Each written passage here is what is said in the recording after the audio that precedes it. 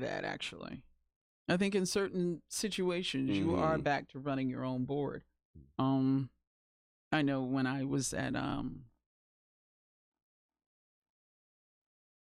the Hartford station, we were running our own board. So that in itself made a difference. But we're used to running our Yeah. own board. We're used to running our own board. So, Harry, I don't see anything. We're talking and nothing is coming on the red stripe. We're talking. We're here. Hello, Harry. Hi, Harry. We're here. And I still don't see anything. We got lots of dead air.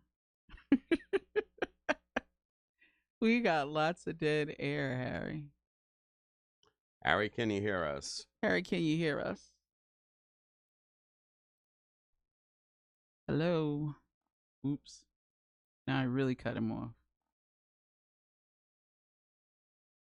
All right. We still got dead air. You know how in TV you have 30 seconds of black when you start and 30 seconds of black when you end? That's what it is. So he says, don't worry about it. Okay. Harry, I know to do my show. I'm just saying, as somebody who has done this a really long time, it's just very strange to me when I don't see the little peaks. That's all. Trust me, I know what you're doing and I respect what you do. So, we are here on the show. We got about 45 minutes. Okay. To get some We'll keep things it in. short. So we'll keep it short. My name is Michelle Turner, and this is the show. This is a weekly show that I do every Wednesday from 5:30 to 6:30, or at least that way. In the studio with me is my colleague, and I call him my colleague because actually he started out as my boss, and I say that all the time. But we are colleagues in every sense of the word, and I'm always happy to welcome John DeAndre to the show. Thank you for being here. Thank you. And the reason why I'm doing John is in the studio and why we're doing the show is because there's been so much around the impeachment inquiry lately.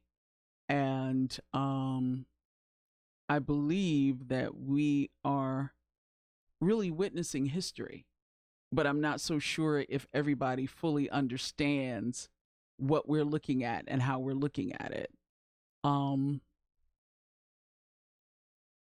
So, with that said, impeachment has only happened 3 times in the United States history. Andrew Jackson, Bill Clinton, and we were going that way with Richard Nixon, but he resigned before we actually got to. He got out of Dodge. Yeah. Threw the victory sign up Right. and said, I'm out. But that So- didn't happen until there was about maybe 8, 9, 10 months of inquiry process. Mm-hmm. That just didn't happen. Like the way history is written, it's almost like on that Saturday night in August, he decided I'm out. That was after many months of Yeah, an inquiry process right. that he, the dark clouds were now like about ready to completely to open envelop up. him. Yeah, open up and take him in. And I think, of course, it's different for you and I because we lived through that process. Right. And we were young enough that we could understand it. But you have at least 2 generations now who've never been through this process. And actually, our generation has been through it twice. With Bill Clinton. With Bill Clinton. So this is not anything unusual for Right. us per se. However, the difference is with the inquiry, it is the beginning. And I think, as you and I were talking about this and vetting this earlier, it's the information and how it's being put out that sort of makes people question what this is Right. and how it's being done. On the citizenship test, the question is, has a president ever been removed from office? And the answer is no. But a president has been impeached. The impeachment process is 2 steps. The House does its inquiry, and then the Senate holds the trial and removes. So Bill Clinton was impeached, but he was not removed from office. But what about President Johnson? Impeached but not removed from office. So when there's you only say been 2 presidents that have been impeached. Have they been removed from office? No.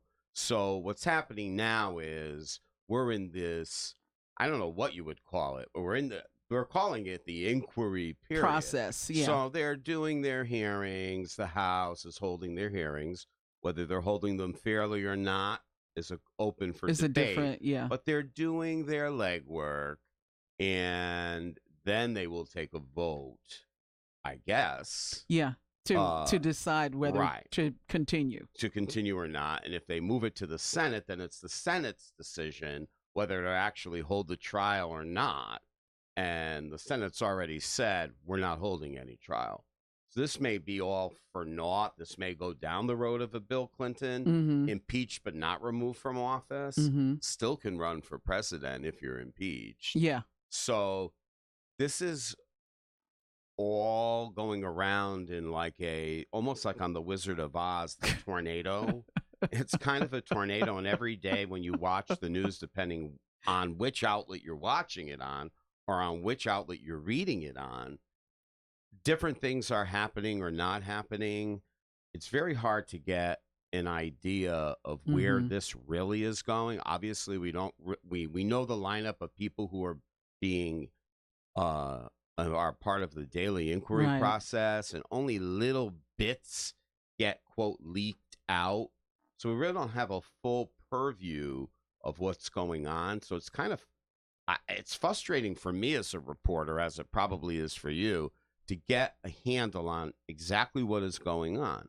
Back it up a couple of months, Nancy Pelosi, Speaker of the House, she was like, holding on to the ledge for dear life. I'm not going to do this. I'm not going to do this. Then the Ukrainian situation surfaces with the video of Biden, and then the phone call engagement of Trump, and whether there was quid pro quo. That's what finally was the impetus for her to say that we should start the inquiry. Right, we need to start the inquiry.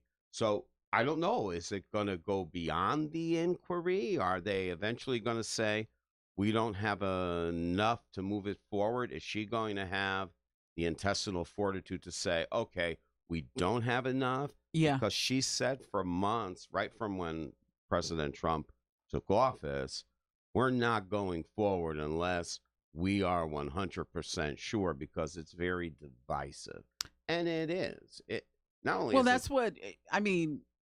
Her statement in the beginning of this, when they were first asking her, are you going to move to impeach the president? She said it's a very divisive thing. Right. And the country is already divided. Right. But I think constitutional scholars, the executive branch, and even her own colleagues probably would have looked at the speaker's role quite differently had she not followed this school of thought. I think she was following it from a strict interpretation of the Constitution. Yep. That the framers of the Constitution made it extremely difficult to remove a president from office for a reason. Because any reason you can then go towards removing the president. I mean, they did this to George Washington. Someone brought up charges against Barack Obama, never made it past committee. George W. Bush, never made it past committee. So there have been plenty of people bringing up impeachment, but the actual process to not only bring someone up, but then to hold a trial and remove the full Yeah. process has never actually taken place. Right. It's happened for federal judges, but it's never actually happened for a president. It's So gotten why to the vote federal in the judges? Senate. It's gotten because there were actually, I don't know if they were criminal issues, Okay. but there were ethical for ethical Yeah, reasons. for ethical reasons. So the Clinton vote went down in flames. So I Mhm. mean, whether there even is, if it's even going to move to the Senate, if this inquiry process is even an impeachment, I mean, after the inquiry process, is there going to be an are these impeachment hearings, or is this just let's see what's out there and then we're going to move towards more I formal think it's more hearings? that because, like you said, with this type of action, I think the speaker chooses to go very narrow as opposed Right. to a wide interpretation of the Constitution. Right. I think she chooses to go narrow because then that only puts it in a certain light. There's only so far that you're Right. going to move.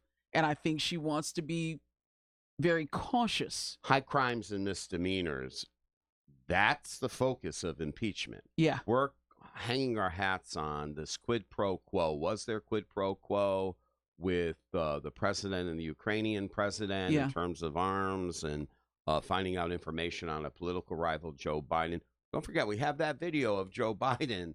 That's not very complimentary at what he's No. saying or what he's doing. No. But then again, we also have this phone call with the president. Right. Now, the folks out there, some say there's no quid pro quo in that.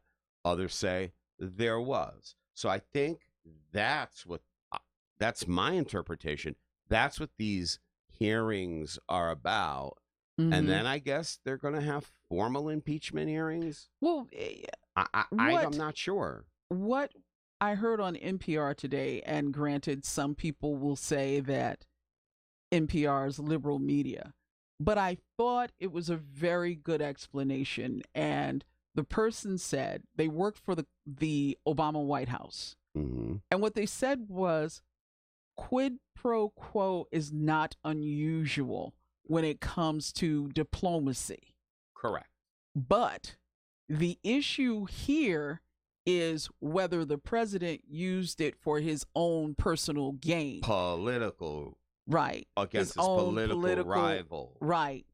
And did he use that to gain an advantage? Right. That's what the inquiry is. So that's why you have people who are being hidden in the basement Right. because of national And security today, the reasons. Republican lawmakers stormed one of the hearings. They feel like they're shut out. They're not getting due process. But the quid pro quo happens all the time.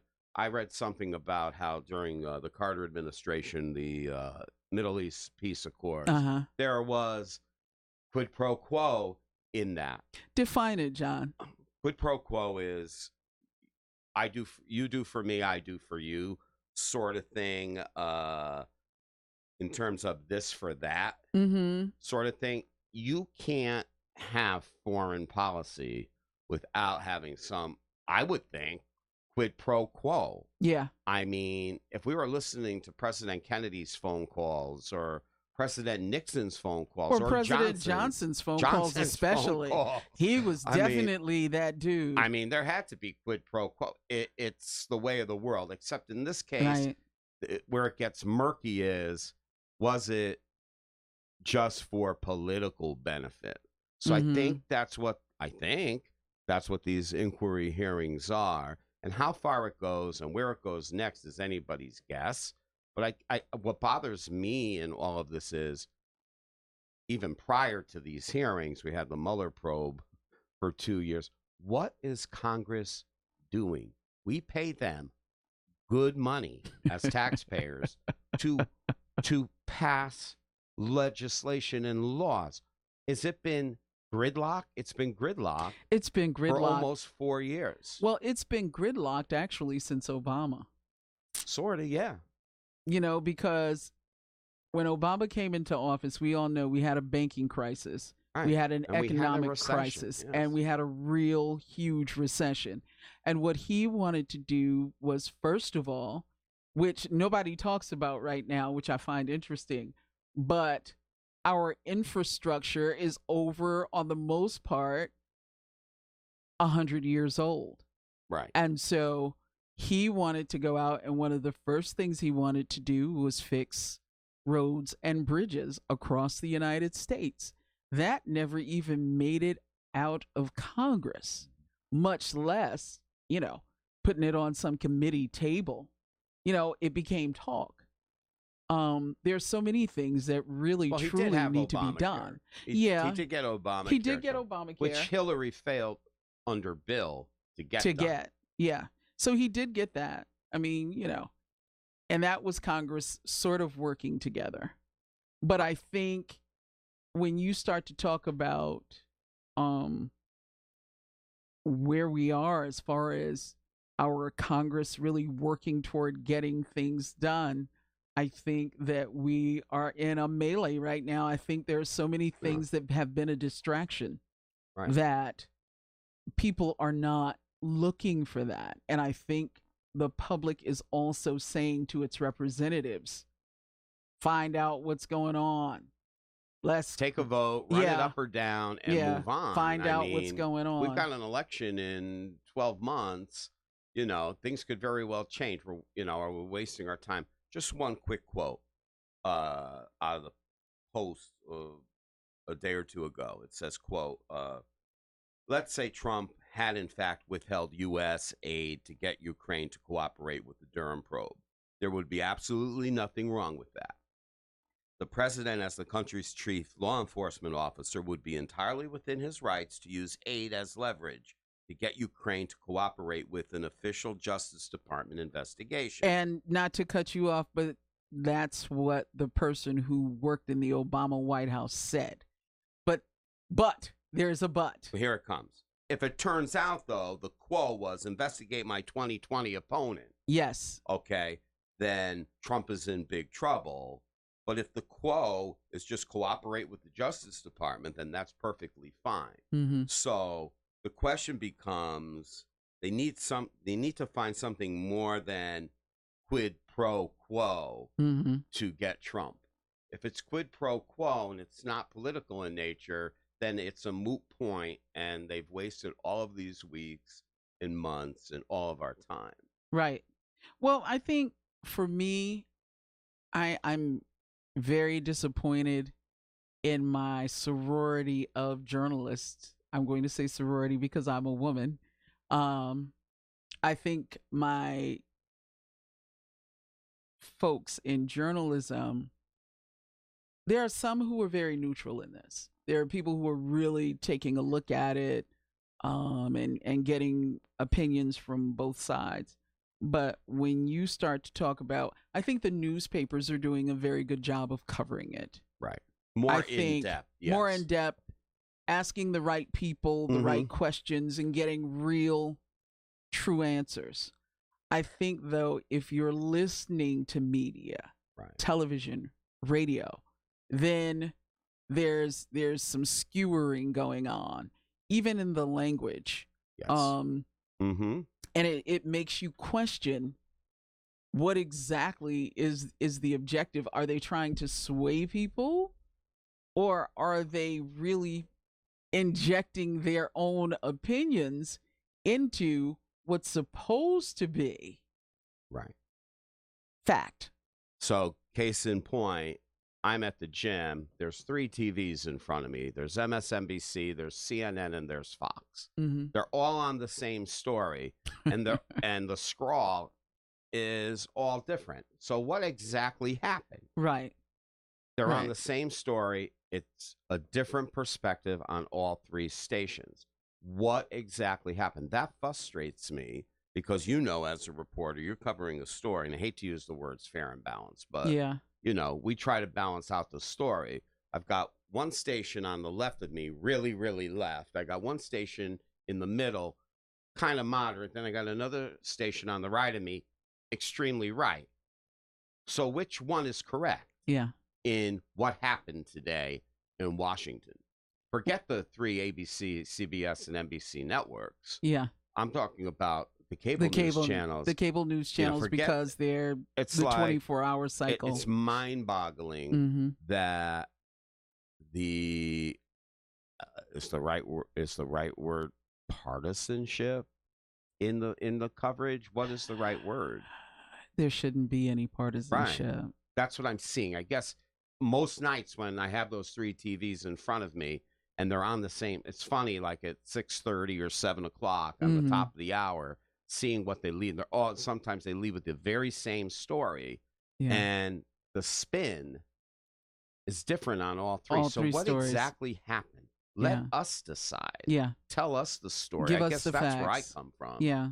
Give us the facts and let us decide. But Well, Harry is saying to you that Representative Al Green said we have to impeach him because we can't beat him. And he's saying that the transcript is out there, John DeAndre. Read the transcript on air. and They are trying to reverse the 2016 election. and a lot of the roots of this come to the fact that there's a certain faction in this country that didn't want a businessman to become president. They just assumed that they'd have their first woman president. She was steeped in the Washington process, but that whole campaign was a failure. We can talk about failed campaigns in a minute.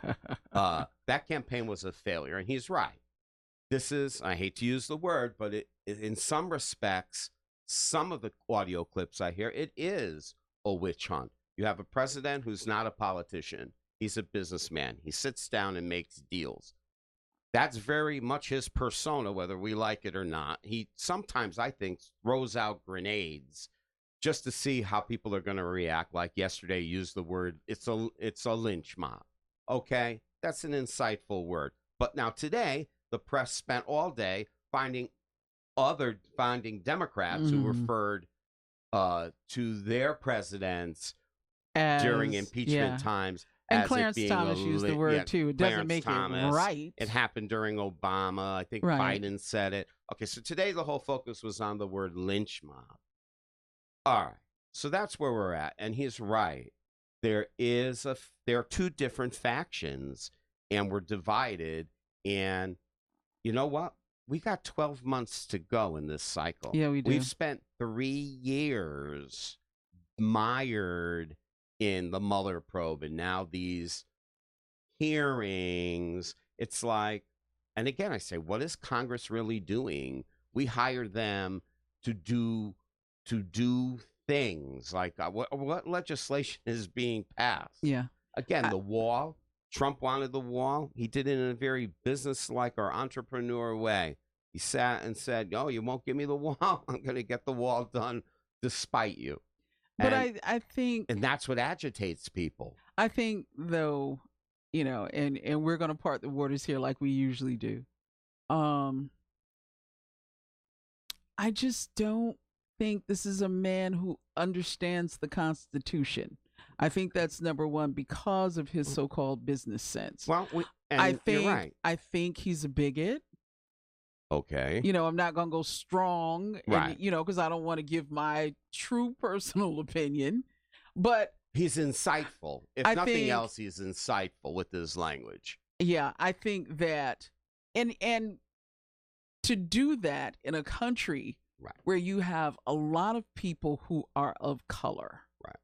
you know, it's bad enough that folks don't feel like they get the representation and the Right. justice that they deserve. And here you are Right. using insightful language, as you say. And it makes folks feel as if we've gone back Right. 60 years. And so, of course, you're going to have people who say, well, you know, we voted for a businessman and that's what we got.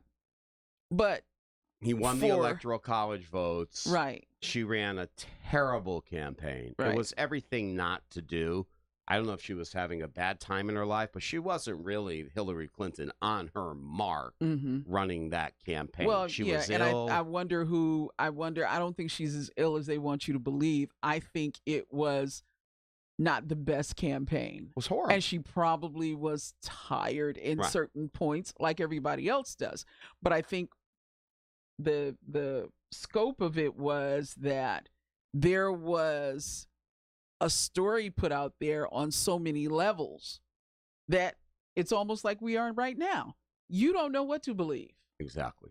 You know, you had video, you had Russian interference, you had all of these crazy stories. I mean, I saw stuff that dealt with her and something about babies and wanting babies dead. I mean, I saw all kinds of stuff. So, there is some validity to what the DNC did back in 2016. There is a paper trail on that. Mm-hmm. So there is some validity to that. And then she runs for president. She's a wonk. Her husband was the politician. Was the politician. Okay. That was very true when he put her on the healthcare bill, which then died. Right. He was the schmoozer.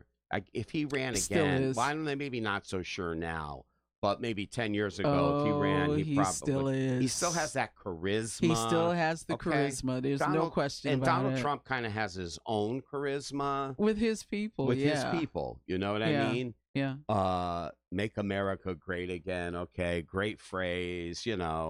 Get things done, and we're going to get things done now, and we're not going to deal with the quote. We're going to drain the quote swamp, and that appeals to a certain faction Yeah. in America. Maybe not the New York to Boston corridor, Right. but that impacts. It works everywhere else. But my thing with that also is that you can't talk about draining the swamp if you're going to hold the G7 at your hotel. Well, did he really mean? And again, there's another insightful thing.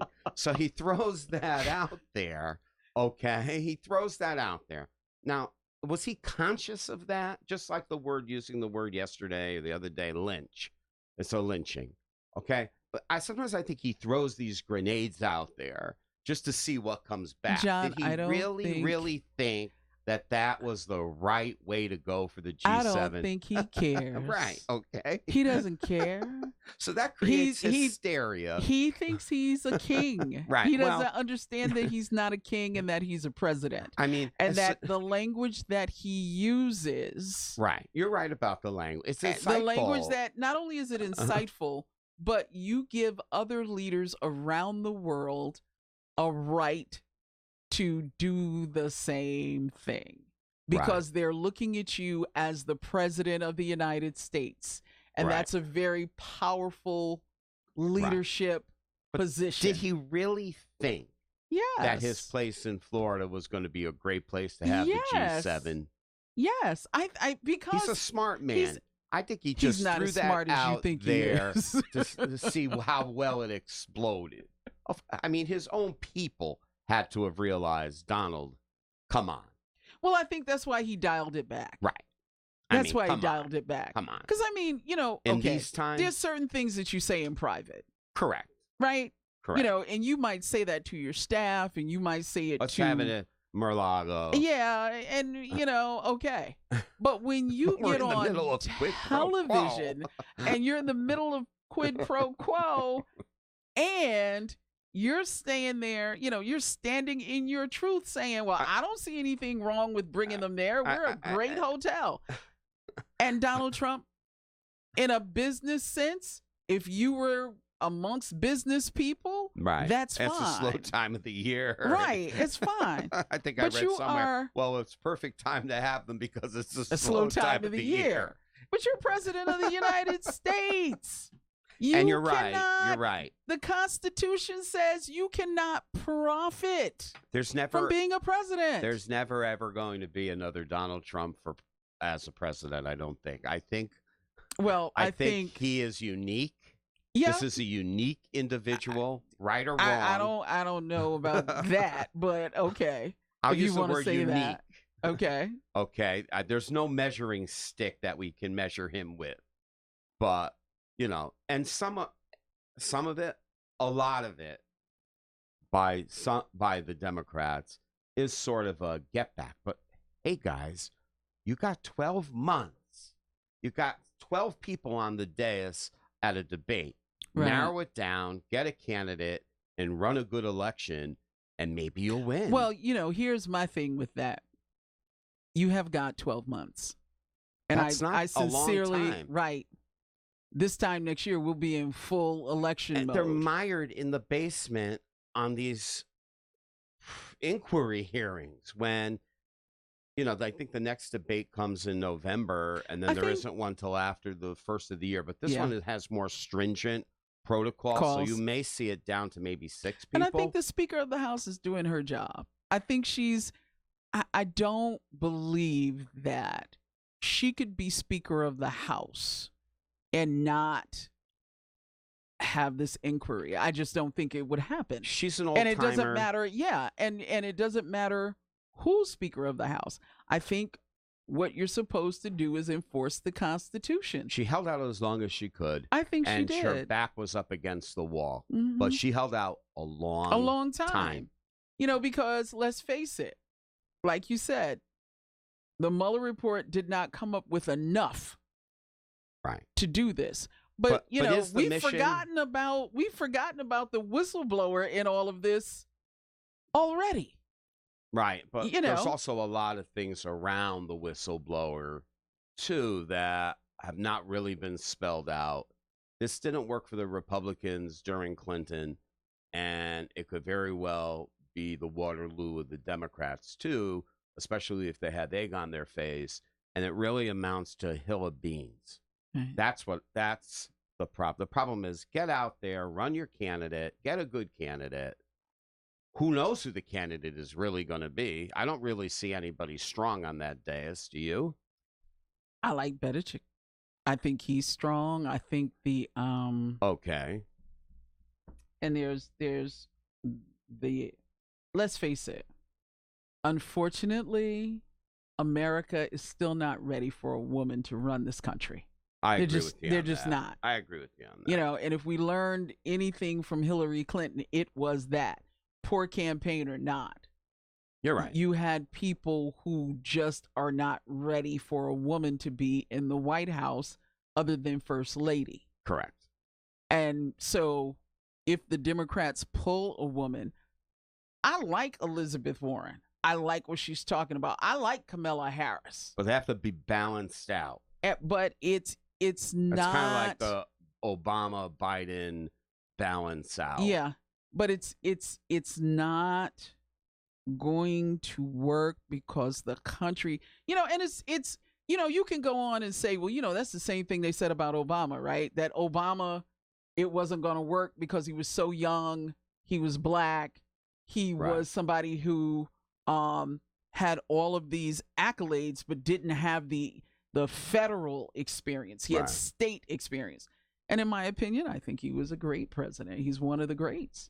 But now we're hearing the same thing about a woman. But the only thing is, we've already got proof in the pudding about how she was run against and how the country really truly showed it's not ready.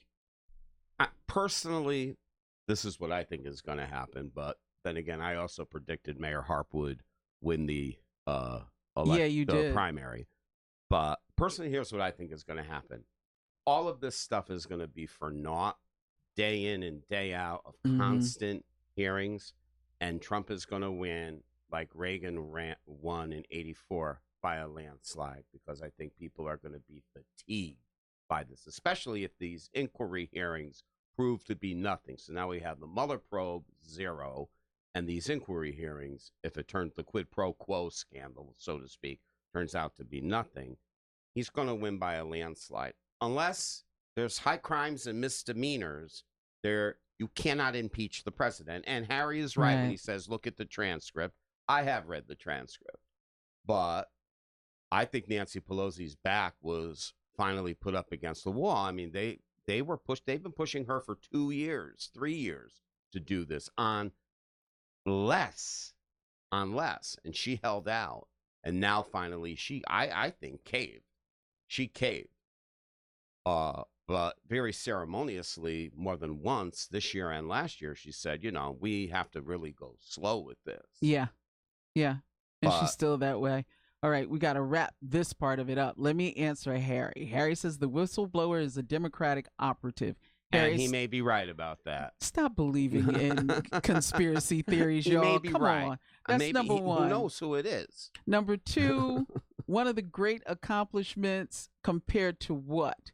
He's talking about former President Obama. Harry, where's Osama bin Laden? And number two, you may not specifically like the way Obamacare is done, but do you want your health insurance taken away? Do you want to go where you were before Obamacare came into play? And it was an attempt that succeeded this time. It was it succeeded. And the people were ready for it. Right. Was it perfect? No. Absolutely not. No. But at least there was something out there. Yep. So I'm going to leave that there, Harry, because we've got to move I'm on. I'm kind of in the middle. I'm not, I mean, I personally think when all of this is said and done, unless they really do find something, this is a futile mission and it's taking up time, precious time, which we don't have. Which we don't have. Go ahead. Locally, we are blown away by the fact that Mayor Harp has decided that she would take on an election run. And She's we have in it to win it. How many weeks do we have? 3 we weeks? have 2 weeks. 2 weeks? 2 weeks from tonight will be the Wednesday, the day after Election Day. Mm-hmm. She's in it to win it all of a sudden again. And you and I have both covered New Haven politics through the late 80s and all of the 90s and into the 2000s. And I don't know, you're a New Haven resident. I'm not. What is your take on it? Well, I had said to people initially that this was not over. And I may have said that to you, that this was not over. I did not believe that Mayor Harp, as a seasoned politician, someone who had always run and won, it's number one. Number two, would just leave the door open to say, hey, I'm just going to let this thing go through. I think she talked to a lot of people who said, Tony, you can't give up without a fight. Now, I can tell you that most taxpayers in this city are not happy with a very sharp tax increase. I think that most people are not happy as to what happened with the Board of Education, especially when it came down to the buses at the beginning of the school year. That was the icing on the cake. I think that was a pretty big piece. It's not funny, but. And the third thing, while you charged folks an 11% increase on their property tax, you also gave a bunch of people, granted, they may not have had raises in 13 years, but you gave them raises at the same time you raised taxes. And for a lot of people, that was just too much. And behind the scenes, there was a fallout with her administration and the Democratic politicos, the Democratic machine this time around. Yeah. And it's amazing to see all of these people who have backed Tony over the years to go out at a press conference. I mean, my goodness. There was something Richard this past weekend. You had the governor, the lieutenant governor, Dick Blumenthal. Chris Murphy has been in town for Elliker. Yeah. So that's got to be hard for her. Oh, absolutely. Watch. That has to be absolutely. After having all of these people support you over the years without question. I agree with you on that. And then someone who is a novice come in and not only win the primary, and they're but gain the backing. Yeah. Gary Holder Winfield, Tony Walker. These people have decided to back Justin Elliker.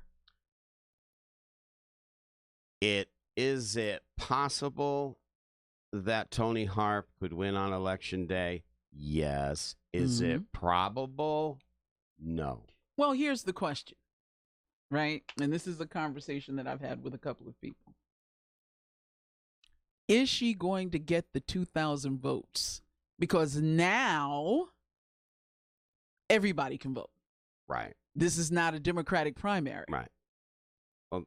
Well, what little Republican voter blockage there is not going to vote for her.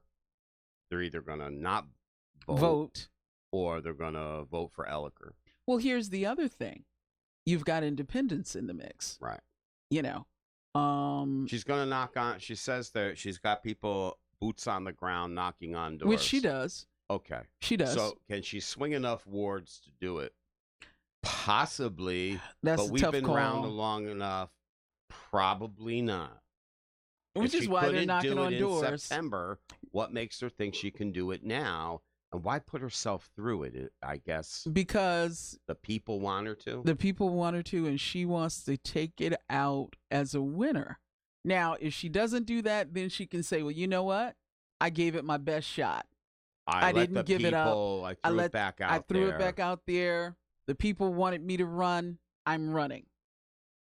It had to be hard last weekend to watch that, but that's politics. I was going to say that's politics. She knows that. Yep. The only thing, the difference is she's not used to losing. Correct.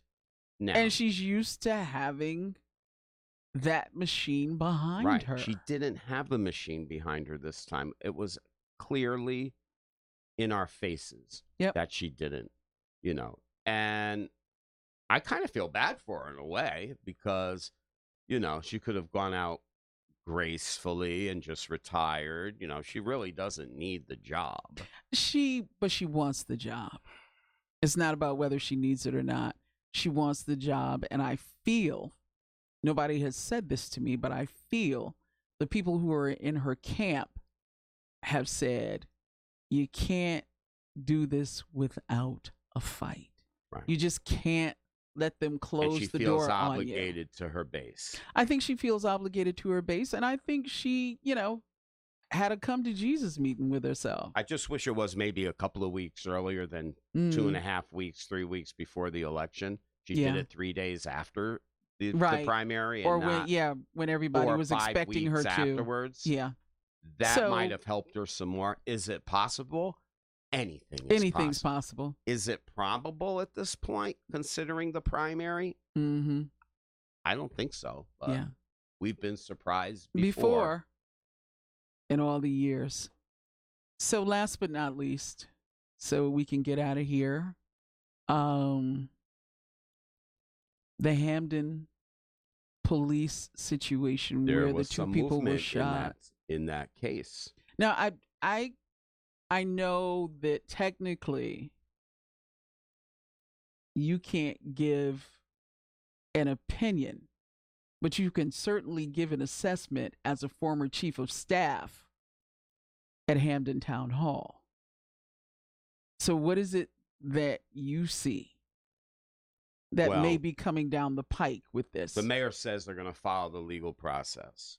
The officer is Devin Eaton in the shooting and injuring of the unarmed couple back in April in New Hallville on the New Haven Hamden town line with the Yale police involved. What I think is going to happen, because he's been charged, he's now been charged. But the bottom line, though, in the town of Hamden, he's been charged. Okay, it's got to go to the Ethics and Integrity or Internal Affairs unit in town, and that's going to take forever. That's going to take some months. It comes down to the police commission under the town charter whether to remove him or not. Okay. That's the bottom line.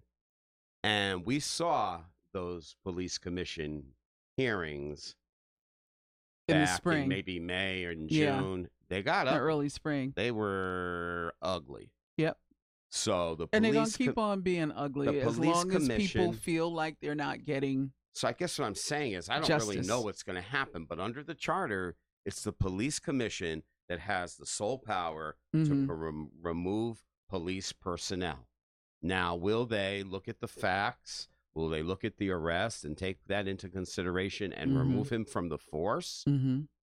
Or will they repurpose him and put him somewhere else in the police department, maybe not on the beat, but in some other capacity? I don't know, but the devil is in the details. And I think the average person needs to know that the police commission ultimately decides whether this man loses his job or not.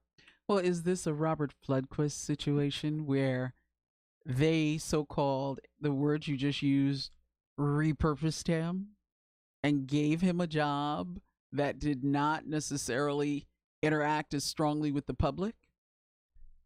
Knowing Mayor Lang, as long as I've known him since he was a councilman 20-something years ago, and he Mhm. says they will follow the legal process, I firmly believe that. What happens with the police commission may be another thing. Yeah. I can't predict the future, but the devil is in the details. And we saw those police commission meetings. Yep. They were quite hostile. The community was enraged. Hostile or energetic? Well, I think they got hostile because they weren't being listened to. Yes. But the police Yes. commission, whether it's in Hamden, New Haven, or any other town, is very by the book, Mm-hmm. protocol-ish, doesn't see in shades of gray. So that's what I'm saying is, all right, there's been some vindication that Officer Eaton is being dealt with Yeah. harshly. Yeah. But in the end, will Well- he wind up with a repurposed job, or will the Hamden Police Commission say, you know what, we've got enough facts, the proof is in the pudding here, we need to make a statement? Yeah. It's on their backs. That's going to be interesting to see. All right. John DeAndre, thank you so much for Good coming to see in. you again. Good to see you. And we are going to be together in 2 weeks. Oh, okay, good. All right, that's fine. Because we're going to do a post-mortem of the election. That would be great. There's some Specifically New interesting Haven. races. Yeah, there's some interesting races around Connecticut and New Haven County. And who knows? We may have another term of Mayor Harp. We just might. We just might. Again, thank you. I appreciate you being here, John DeAndre, my civics person, but really a political strategist. I hope there's no quid pro quo going on between us. There might be. Harry, thank you. And oh, by the way, this 50-year plus of low employment was started in the Obama administration. They had to clean everything up. And Obama came on during his major press conference and said it's going to take 10 years for the economy to turn around. We are now at that 10-year point. So I know, Harry, you're going to scream at me, but had to get that one in. So this is the show. My name is Michelle Turner, and I thank you so much for consistently and continuously listening. We will see you next week, because you never know who's going to be on the show.